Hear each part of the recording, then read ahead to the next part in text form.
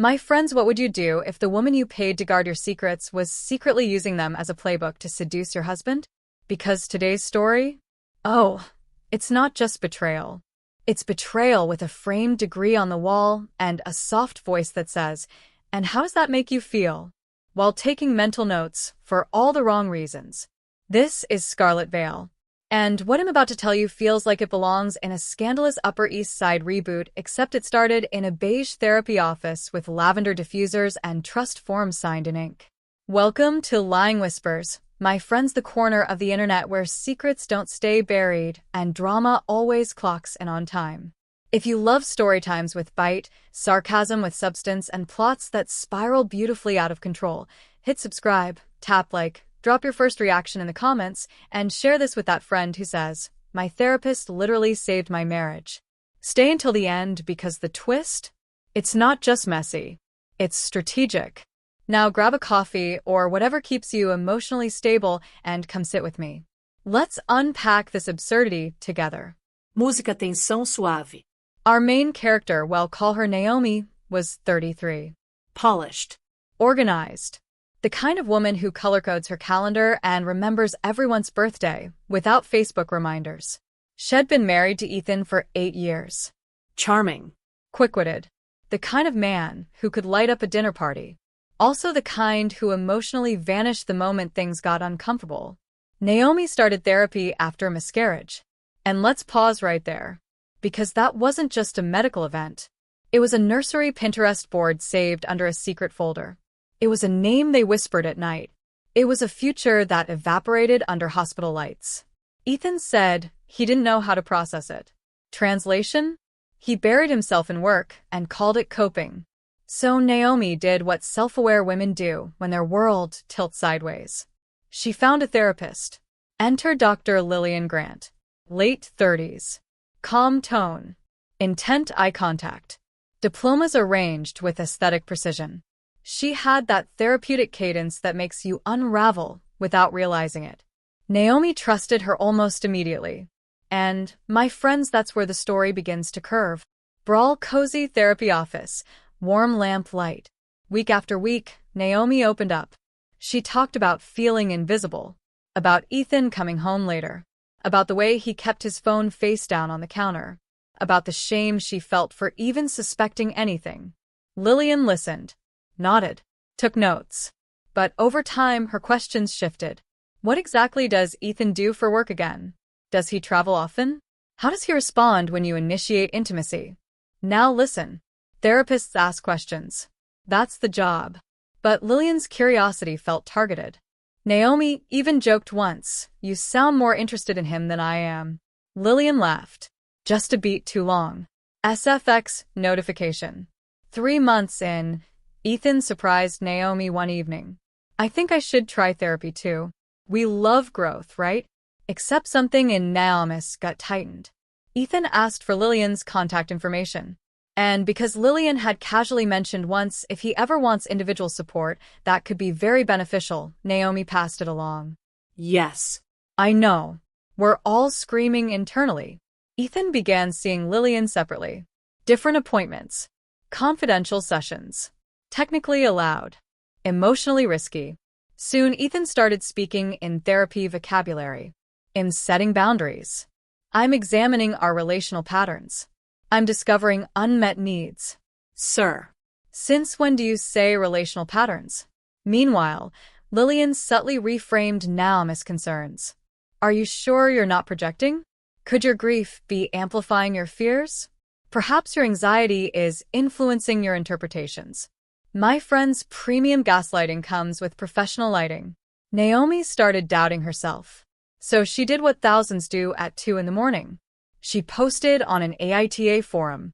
Am I the asshole for thinking my therapist is crossing a line with my husband? The internet was divided. But her intuition? Loud. Then came the afternoon that shattered everything. Naomi forgot her journal at home and left work early to grab it. She walked in quietly. Heard laughter. Low. Familiar. Intimate. Not TV laughter. Shared laughter. From the living room. And there they were. Ethan and Dr. Lillian Grant. Sitting too close. No professional distance. No clipboard. No plausible explanation. They weren't mid-scandalous embrace. But the energy?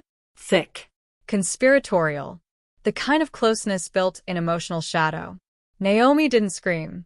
Didn't throw anything. She smiled, the kind of smile that freezes rooms.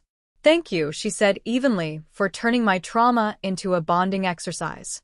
And she walked out. Corte rapido. Ethan didn't come home that night. Lillian sent a sterile email the next morning citing conflict of interest and canceling future sessions. Conflict of interest. Now. Interesting timing. Naomi later uncovered that the relationship had begun weeks earlier, during his individual sessions. And here's the chilling part. Lillian had access to everything Naomi feared about herself. Her insecurities, her body image struggles, her grief, her fear of abandonment. Information is power. And Lillian had the blueprint. Naomi requested her clinical notes. Patients can do that, by the way. When she read them, her hands shook. Client exhibits mild paranoia, jealous ideation without evidence, projection tendencies. Excuse me? These assessments had never been discussed in session. So who are they for? Because if you're building a psychological narrative that paints someone unstable, that narrative can later discredit them. Soon, Ethan echoed Lillian's language. She thinks you're catastrophizing. She believes your anxiety is distorting reality. Ah. So now the mistress is also the expert witness. Naomi realized this wasn't just an affair. It was a constructed storyline. If Naomi reacted emotionally, she'd look unstable. If she reported it, they'd question her credibility. Strategic gaslighting. But here's where the plot thickens. Another former client messaged Naomi privately. "Did she ever ask too many questions about your husband?" Then another. And another. Patterns emerged. Overinterest in partners. Subtle boundary blurring. Private messages post-therapy. This wasn't spontaneous romance. It was behavioral repetition. Naomi compiled everything.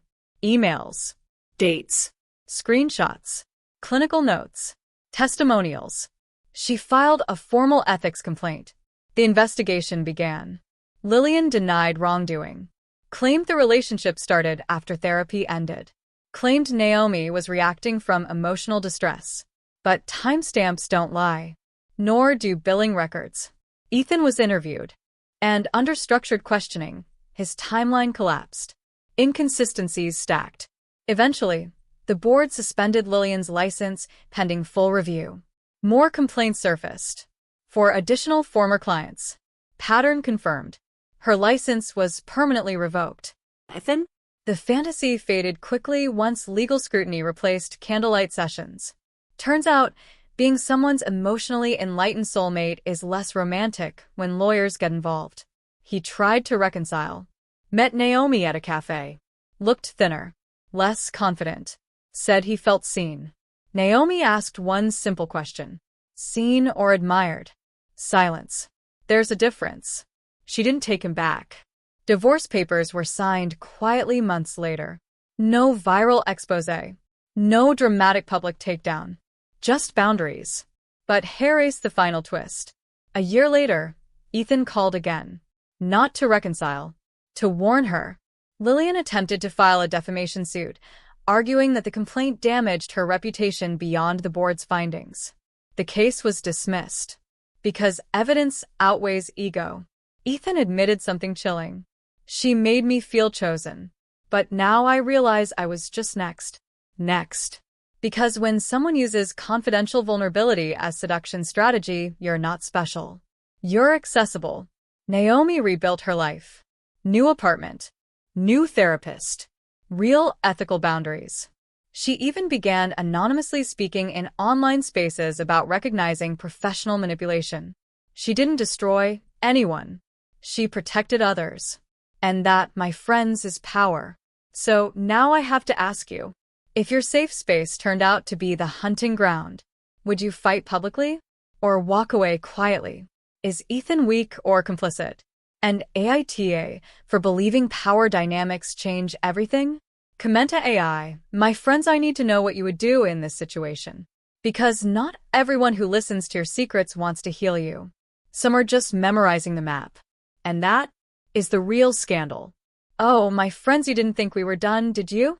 Because if there's one thing I've learned from the internet, it's this: when a scandal looks finished, it's usually just changing outfits.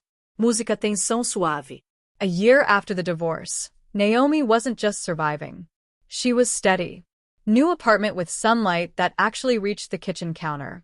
A therapist who believed in boundaries the way surgeons believe in sterilization. A quiet kind of peace. She wasn't dating seriously. She wasn't anti-love either. She was discerning. Growth looks boring from the outside, but inside, it's revolutionary. Then one night, scrolling mindlessly, she saw something that made her stomach drop. A familiar face.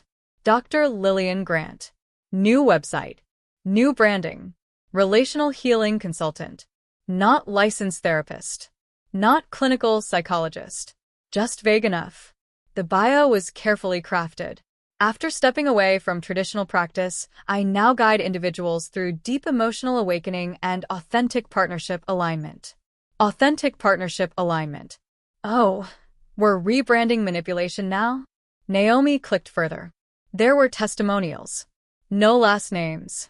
No credentials listed. Just glowing language about life-changing insight. My friends tell me why people who lose licenses always find softer ways back into the same arena. Naomi felt something complicated. Not rage. Not fear. Responsibility. Because she knew how easily vulnerable people trust confident voices. She debated. Should she expose it publicly? Should she contact the ethics board again? Should she just let it go? Here's the thing about healing: sometimes the real test isn't surviving betrayal. It's deciding whether to re-enter the battlefield. She reached out to the licensing board quietly. Turns out, they were already monitoring complaints about Lillian operating in gray zones. Consulting. Coaching. Hosting paid emotional mastery workshops. Same language. Different legal wrapper. But here's the twist no one saw coming. Ethan contacted Naomi again. This time not to reconcile. Not to confess. But to admit something he hadn't fully processed. She knew things about you I hadn't even noticed yet, he said. She'd point them out before I saw them. That sentence stayed with Naomi. Because it revealed something darker. Lillian hadn't just used information Naomi shared. She'd studied her. Mapped her. Understood her triggers so precisely that she could position herself as the opposite. Where Naomi felt insecure, Lillian was confident. Where Naomi felt grief, Lillian offered admiration. Where Naomi doubted, Lillian affirmed. It wasn't random chemistry. It was strategic contrast. My friends, that's not seduction. That's design. Naomi asked Ethan something she'd never asked before. When did you start feeling closer to her than to me? He paused. After she started validating the things you questioned. There it is. Validation without accountability feels intoxicating. And accountability, inside marriage, often feels uncomfortable. Naomi realized something brutal but clarifying. Lillian exploited power. But Ethan chose comfort over integrity. Two truths can coexist. And here's where I want you to lean in. Because this part? It's subtle. Naomi didn't publicly drag Lillian. She didn't write a viral thread. She didn't name drop on podcasts. She documented everything. Quietly. If future complaints surfaced, there would be records. That was her line. Protection without obsession. Closure without silence. Months later, one of the former clients reached out again. She had also discovered Lillian's rebrand. But this time, she wasn't afraid. She'd learned boundaries too. That's the thing about exposure. Once someone shows you how the trick works, it stops dazzling. Naomi's story didn't end with revenge. It ended with discernment. She began dating someone new eventually. A man who didn't weaponize therapy language. Who didn't need admiration as oxygen. Who respected the idea that some spaces are sacred. And when he once suggested couples therapy casually, openly, Naomi didn't flinch. Because trust isn't destroyed permanently. It's rebuilt selectively. Now, let's talk, my friends. Would you have exposed Lillian publicly when you saw the rebrand? Or would you have protected your peace like Naomi did? Do you believe Ethan was manipulated? Or did he willingly step into admiration because it felt easier than grief? And Harry's the real, uncomfortable one. If someone validates your ego while knowing your vulnerabilities, are you a victim? Or are you choosing to ignore the imbalance? AITA for thinking power dynamics don't erase personal responsibility. Drop your thoughts, my friends. Because this story isn't just about betrayal. It's about access. About who gets to hold your pain. And whether they deserve that privilege. And remember, not everyone who speaks softly is safe. Some are just better at whispering. My friends, you really want to know if there's more? Of course there is. Because stories like this don't end with a revoked license and a signed divorce decree. They echo. They resurface. They test you when you least expect it. Música tensão suave. 2 years later, Naomi was solid. Not I post inspirational quotes solid. Not I'm healed, look at my glow up solid. Quiet solid. The kind where you don't need closure anymore because she was in a stable relationship. Slow. Intentional. No. And th. AP. Guess whose voice Naomi recognized in less than 3 seconds? Dr. Lillian Grant. Now rebranded again. This time as a relationship trauma educator. My friends, the rebranding budget must have been Olympic level. In the clip, Lillian spoke about ethical gray areas in modern therapy and how sometimes deep emotional resonance can blur lines. Blur lines? Ma'am. You detonated them. Naomi didn't feel rage. She felt something colder. Clarity. Because erase what trauma recovery doesn't erase pattern recognition. Naomi listened to the full episode. Lillian framed her professional downfall as a misunderstanding fueled by emotionally reactive clients. Emotionally reactive clients. Translation? The women who reported her. The ones whose marriages she destabilized. The ones whose grief she studied like coursework. My friends tell me why accountability always sounds like persecution in the mouth of someone who refuses it. Naomi had a choice again. Stay silent. Or speak. But this time, the decision wasn't about revenge. It was about narrative. Because silence protects peace.